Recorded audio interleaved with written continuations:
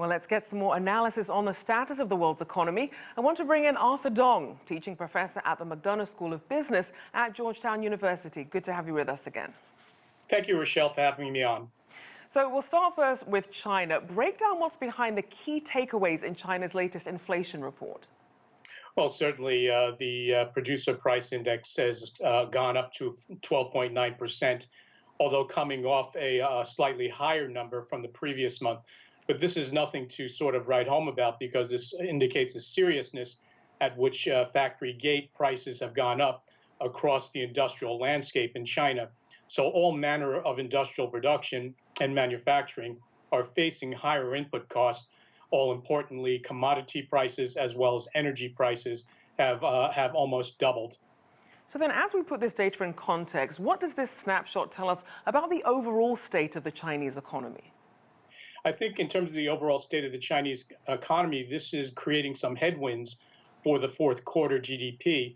Already, we've heard Chinese financial and economic ministers already indicate that perhaps China's end of the year GDP figure will be hovering in the 5% range rather than the 6% range. And this has, economists and policymakers a bit worried in terms of sort of the creation of some friction within the Chinese economy overall.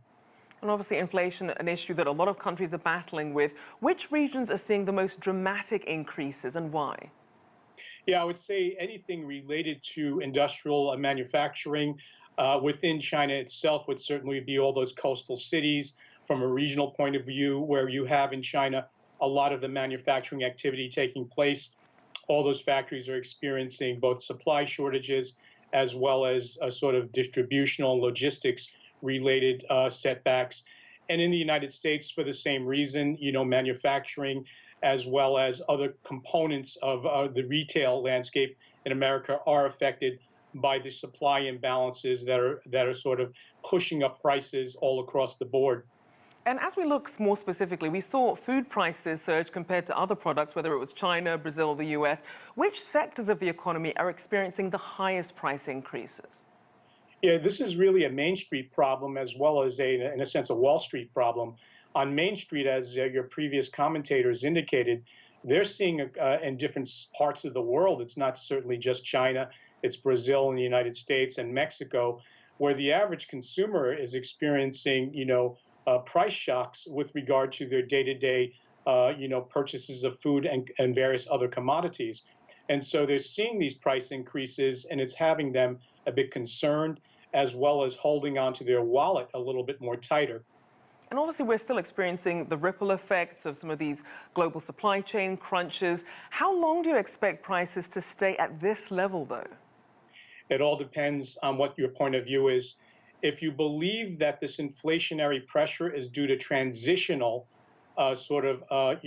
transitional factors, then it's just a matter of time within the next coming year where some of these transitional factors that are all related to the resumption of economic activity globally as the world comes out of the pandemic, that's causing both demand side increases as well as supply side shocks.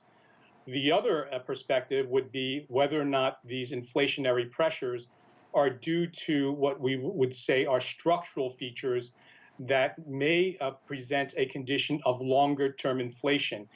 And it's my opinion that there are some structural features that I'm observing with regard to core inflation, and that some of these inflationary aspects are going to persist beyond 2022. And are we seeing anything that leaders are trying to sort of cool inflation right now that's working?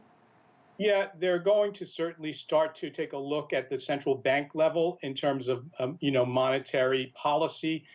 You're going to already, the U.S. Federal Reserve has announced that it's going to taper its bond buying practices and also consider a raise in interest rates.